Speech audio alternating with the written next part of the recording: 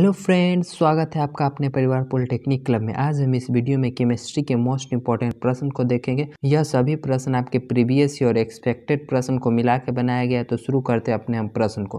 पहला प्रश्न हम लोगों से कह रहा है बॉक्साइट अयस्क है। बताना है बॉक्साइट किसका अयस्क है। एल्यूमिनियम का अयस्क है या फिर लोहा का अयस्क है या फिर सिलिकॉन या फिर तांबा। तो बॉक्साइट अयस्क है। एल्यूमिनियम के अयस्क को हम लोग बॉक्साइट कहते हैं। वहीं आपसे लोहे के अयस्क का भी पूछ लिया जा सकता है। तो लोहे का अयस्क हम लोगों का हेमेटाइट होता है। दोनों प्रश्न मोस्ट इम्पॉर्टेंट है।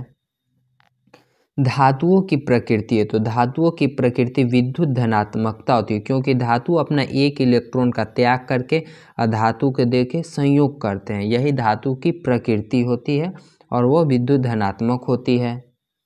अगला प्रश्न कह रहा है कौन सा फास्फोरस ज़्यादा क्रियाशील है। बैगनी, श्वेत, लाल, इनमें से कोई नहीं। तो श्वेत फास्फोरस हाईली रिएक्टिव होता है। ये बहुत जल्दी से अभिक्रिया करता है। अगला प्रश्न है डाल्टन के परमाणुवाद के अनुसार। डाल्टन ने जो परमाणु का अपना थ्योरी दिया था, तो उन्होंने कहा था कि परमाणु अविभाज्य है, जो कि बाद में गलत साबित हो गया। यानी कि करेक्ट आंसर हम लोग का ए हो जाएगा, क्योंकि डाल्टन साहब ने पहले बताया था कि परमाणु अविभाज्य है। नेक्स्ट प्रश्न हमारा है बारूद होता है। बारूद क्या होता है। तत्व है, यौगिक है, मिश्रण है या फिर कोई नहीं। तो बारूद मिश्रण होता है, क्योंकि इसमें किसी भी अनुपात में हम मिला के मिश्रण को तैयार कर देते हैं। अगला प्रश्न है विरंजक चूर्ण है। तो विरंजक चूर्ण क्या है। विरंजक चूर्ण एक यौगिक है, क्योंकि इसके बनाने के लिए हमें निश्चित अनुपात में हम लोग मिलाते हैं, तब हमें विरंजक चूर्ण प्राप्त होता है।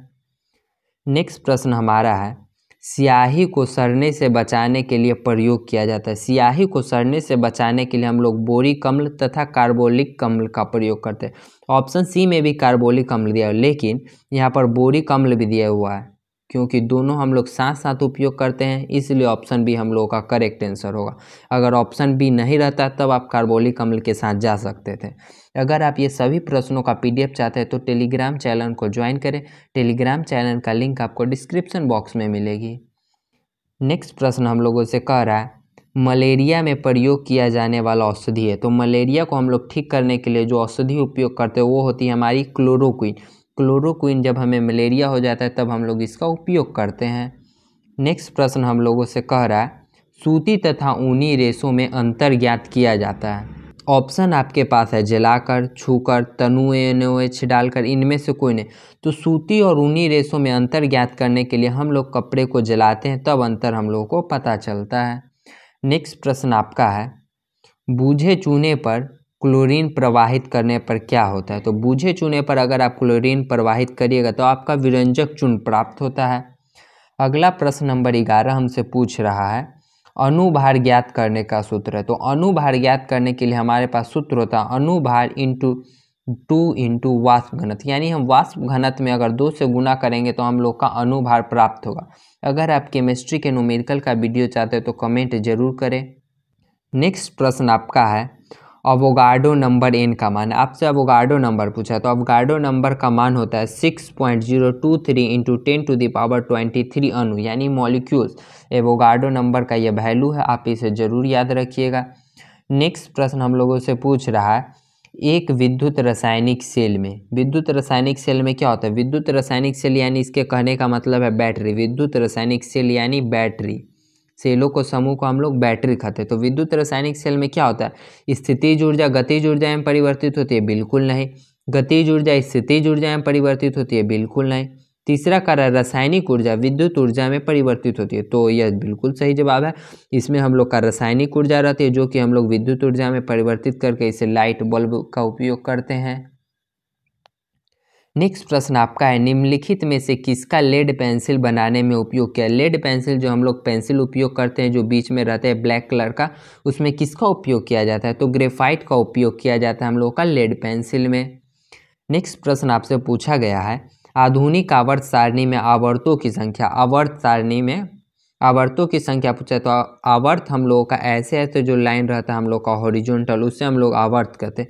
तो ऐसे हमारे 7 लाइन होते हैं, यानी 7 हम लोग का आवर्त हो गया। वहीं यहाँ पर आवर्त की जगह अगर आपसे वर्ग पूछ लिया जाता तो वर्ग हम लोग वर्टिकल लाइन को कहते हैं, जो ऐसे ऐसे रहता है, और ये 18 रहता है। वर्ग हम लोग का 18 और आवर्त 7 रहता है। नेक्स्ट प्रश्न पूछा गया आवर्त सारणी में प्रथम आवर्त में तत्वों की संख्या। तो आवर्त सारणी में प्रथम आवर्त में हम लोग के 2 तत्व होते, एक यहाँ और एक यहाँ, यानी ऑप्शन नंबर बी हम लोग का करेक्ट आंसर है। अगर प्रश्न अच्छे से समझ में आ रहा हो तो वीडियो को लाइक करिएगा और चैनल को सब्सक्राइब जरूर करिएगा। नेक्स्ट प्रश्न पूछा गया है अष्टक नियम प्रतिपादित करने वाले वैज्ञानिक का क्या नाम था। तो अष्टक नियम की जो थ्योरी दिए थे वो हमारे न्यूलैंड ने दिए थे। न्यूलैंड ही अष्टक नियम को प्रतिपादित किए थे। नेक्स्ट प्रश्न आपसे पूछा गया है पी ब्लॉक का तत्व है। तो पी ब्लॉक का तत्व बताना है। पी ब्लॉक का तत्व हमारा यहाँ बोरॉन फैमिली से सीधा अकेलिए गैस ग्रुप 18 तक हो जाता है। तो ऑप्शन नंबर ए में बी आर यानी कि वहाँ पर ब्रोमीन दिया गया है, जो कि हमारे ग्रुप नंबर 17 में रहता है, इसलिए करेक्ट आंसर ब्रोमीन हो जाएगा। अगला प्रश्न आपसे पूछा गया है नाइट्रोजन गैस क्या है। तो नाइट्रोजन गैस वायु से हल्की गैस होती है। अब एक प्रश्न दोस्तों आपके लिए, आपको कमेंट बॉक्स में जवाब देना है कि धोवन सोडे का रासायनिक सूत्र क्या था। सभी लोग कमेंट जरूर करिएगा। फिलहाल इस सेशन में दोस्तों इतना ही। अगर आप इस सभी प्रश्नों का PDF चाहते हैं तो टेलीग्राम चैनल को ज्वाइन करें। वीडियो पसंद आया तो लाइक करें, चैनल को सब्सक्राइब करें और इसे शेयर ज़रूर करें।